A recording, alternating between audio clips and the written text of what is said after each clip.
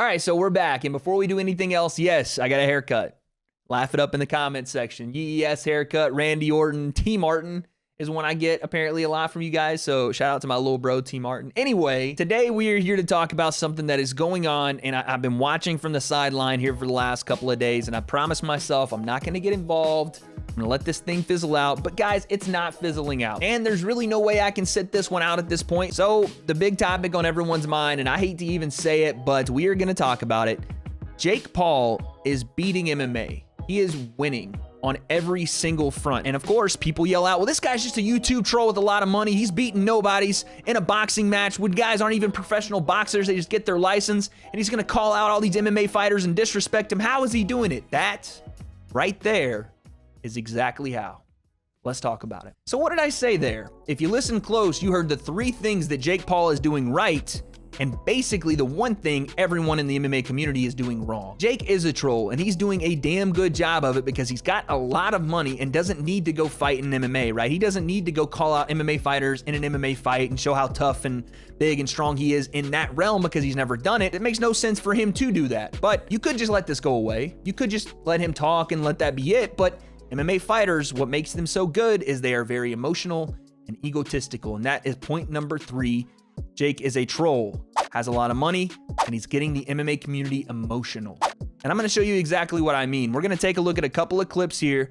I'm gonna break them down for you and show you why Jake Paul is continuing to win versus MMA and how they continue to feed into it, creating the biggest nightmare for legitimate competition combat sports, which is Jake Paul taking MMA fighters into a boxing ring and possibly beating them. First off, just looking at the glare off of Jake Paul's forehead, sunglasses, you can see that he's looking at some empty road off in the background. That road he's looking at is as empty as his brain is, and the MMA community continues to kowtow and fall to this guy. I love my community, but god dang. Like when you say, oh, they're just feeding into it, what do you mean by that? Well, I'm sort of playing a game here. Like, I'm just a troll at the end of the day. And so people are playing my game. And that's exactly it. Jake sums it up. He says it. They are playing my game. I am trolling at the end of the day. MMA fighters don't give a shit. They are responding to what he says with a response they deem to be proportionate, which is, I'm going to beat your ass. And Jake's just going to go, well, yeah, you're right. I'm not going to come fight you in your realm. I've never trained it. Come box me. And the MMA fighters, because they've now engaged in this, if they don't go box him, now the narrative spins. Oh, well, you won't come box me, but you want to fight me in MMA. Therefore, you're afraid to box me. And Jake wins again. So you see, the more you give the troll attention, the bigger he grows. But DC fed the troll like no other this week. Essentially now 3 times, DC has given Jake Paul not only a platform, but a reason to be mentioned in the same sentence as DC. Now the conversation is started. And once the conversation starts, DC, Tyron Woodley, Dana White, Conor McGregor, you can't control the conversation anymore. In fact, now it's on the terms of the people, and the people, especially the people that are Jake Paul fans or the people on the internet, are going to take words that you say, and if you either don't follow up on them or you don't go to the place where Jake says, come and fight me, and instead you offer something else, and they're going to flip it. And this is the narrative that people eat up. So true or not, this is why Jake Paul continues to feast on the MMA community. Let's take a look once again. Were you ever close to slapping him, hitting I wanted to grab his face. I was going to grab him by the face, but I would have gotten in trouble by the UFC. Right. You alpha a kid like that. This is what I'm talking about. I wanted to grab him by the face and smash him into the ground, but I can't do that at work. I would have gotten into a lot of trouble. And DC, he, again, is right. Yeah, he would have gotten into a lot of trouble, not only with the UFC for grabbing a spectator, apparently an invited spectator by the UFC from what Jake Paul says, and roughing him up in the arena. Not only would that have been a terrible look for a guy that works commentary for the UFC, but you work on the worldwide leader on ESPN. But here's the thing, guys.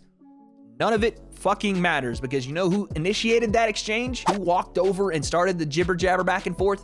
As much as I hate to say it, it was DC. Now, I understand that Jake called him some names and called him a fat boy and all this, but again, your response to Jake Paul just being in the arena, you couldn't have done this behind closed doors or found a way to do it when there wasn't 20,000 people, all with camera phones like this, watching you go over and put your hand in his face. Now that DC's created the conflict, Jake just has to respond, and whatever he uses as his response will be the finality on the statement, because the event's already happened. DC didn't smack him like he said he was going to when he saw him in person. Regardless of the fact that DC's actually right and he would have gotten in trouble, it doesn't matter because now you look like a guy that is not a man of your word and you didn't smack this guy because people are going to think you're afraid to box him. Let's watch. I think when he realized, like, bro, I'm not intimidated by you at all. Like, we can run it right now. Like, he also said he's going to slap me when he sees me. And then he sees me, I'm right there, arm's length. And he does nothing. Like, I saw he said something about like, oh, I couldn't have beat him up because I was at work and I would have gotten in trouble. That's what I'm talking about. Are you about your, or are you not about your? Dana White wouldn't have done anything if you wanted to lay hands on me. Daniel Cormier states the truth, exactly what happened and exactly why he didn't do what he said he was going to do should he see Jake Paul.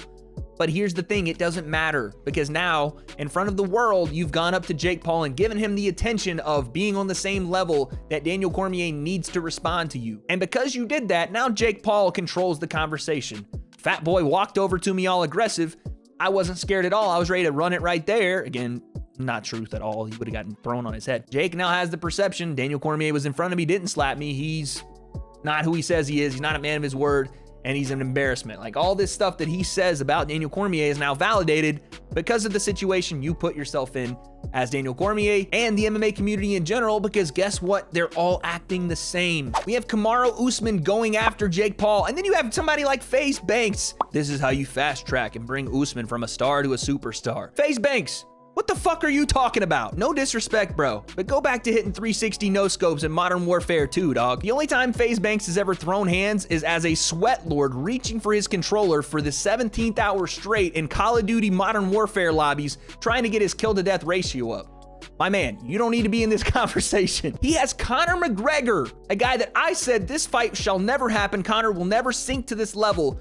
Not by name, but he is saying things like real fights are greater than fake blogger fights, in effect mentioning Jake Paul's name.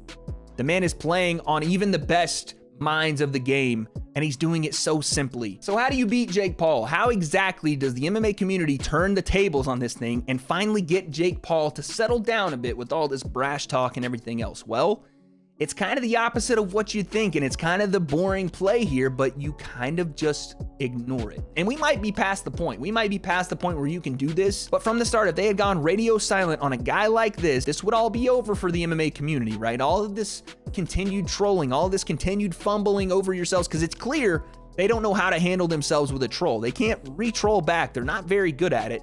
So if you would have just went radio silent and made Jake turn toward the boxing community, that's where we find the solution to these problems. And guys like Tommy Fury are right there. And you may look at that and go, well, that fight doesn't make sense. Tommy's been boxing all his life. He's got Tyson Fury for an older brother. Jake's a new guy and he should be fighting newer guys. Well, as an amateur, he doesn't have as many fights as you think. And as a pro, he's only 5-0 against guys that aren't very good either. So that fight makes a lot of sense and it's an actual boxer. But let's take a look at exactly what the forehead fortune teller himself thinks about a Tommy Fury fight. Surely he's got to want to fight this guy, right? It's a real boxer. It legitimizes him. He's got a lot of clout on social media. This is a perfect matchup for Jake.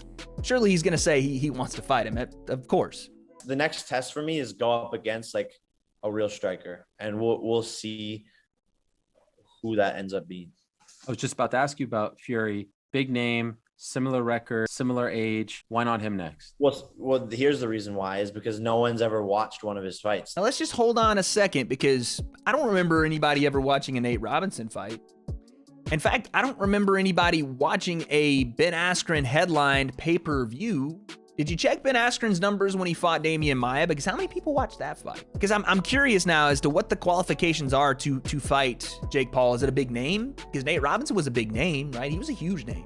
Never boxed before, but he was a big name. Ben Askren, somewhat of a big name. He was an MMA fighter, right? That was the big calling card, the MMA fighter aspect of it. He was a legitimate guy. So for sticking with the 2 points that have continued to build you, which is legitimate fighter, somewhat big name, and I would say Tommy Fury, even a bigger name, especially in the UK. I don't understand, if it was about who watched people fight before, why fight Nate Robinson? Or even Ben Askren for that matter. He was never a big pay-per-view seller. He never sold one pay-per-view. Jake's logic is starting to change a little bit when we bring legitimate boxers into the conversation. It's interesting. Let's explore that a little more. It's like no one's ever tuned into a Tommy Fury pay-per-view. So like, who even knows if he can do numbers at the box office, first of all? Now hold on just a second, because I remember Jake Paul taking credit for doing 1.5 million Triller pay-per-view buys. Jake's the A side, right? It was Jake that drew 1.5 million. It wasn't that Ben beat him in every social engagement on Twitter and any type of video that he released leading up to the fight. It wasn't like that. Even on his own brother's show, Ben outdid him with his podcast before the fight. Jake said he was the cash cow. He was bringing in all the buys. So why all of a sudden is it an issue if Fury can draw or not? Maybe once he fights someone with a winning record. Jake has never fought anyone with a pro winning record either, by the way, guys. And has a highlight performance. A highlight performance, Jake says. Kind of like this.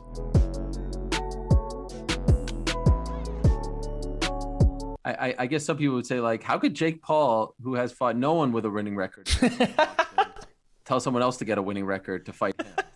It's because I haven't fought guys who are 10 and 150, right? Like, I fought against a Nissan Gibb who was 2-0. As an amateur. I fought against Ben Askren, who is technically 19-2 as a fighter. As an MMA fighter. Yes, Tommy Fury has fought guys that are complete journeymen and completely terrible as professional boxers, but they still were professional boxers that had gone in and fought multiple times.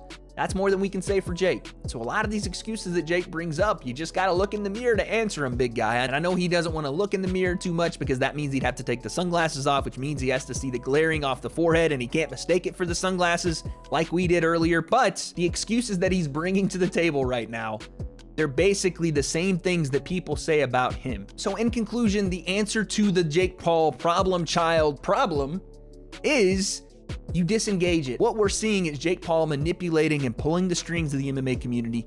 They have to cut ties. You have to stop giving Jake attention every time he shows up, chanting things at him. DC can't continue to get in a back and forth with the kid. You can't have Dana White, even if he's asked questions about it, going on 2-minute rants about how Jake Paul didn't earn this, didn't fight this guy, didn't do this. You can't have it. If you want to beat this guy, you shut him out. Continue to put on the events that show the fans what real fighters look like, in your words. And that will dispel of this. And Jake Paul will continue fighting, but it won't be against guys that, again, represent the community that you have built. Now, and by the way, I was supposed to talk about this more, but I got so wrapped up in the Jake Paul mania, like everybody else. Logan Paul is fighting Floyd Mayweather on June 6th. It's coming. We are going to do full breakdowns as we lead up to the fight, but it's official. For announcement videos, I don't really know what to tell you guys. It's announced. We've been talking about it for so long. There's no new footage out, but my opinion stands the same. I think Floyd does what he does to everybody to Logan, and that is continue to pester him, continue to frustrate him, and then capitalize in the later rounds. We'll talk about it more as we learn more, but we know it's going to be in Miami. We know it's going to be in Hard Rock Stadium the week or less than a week before the TikTok versus YouTube card. We have more breakdowns coming on that soon.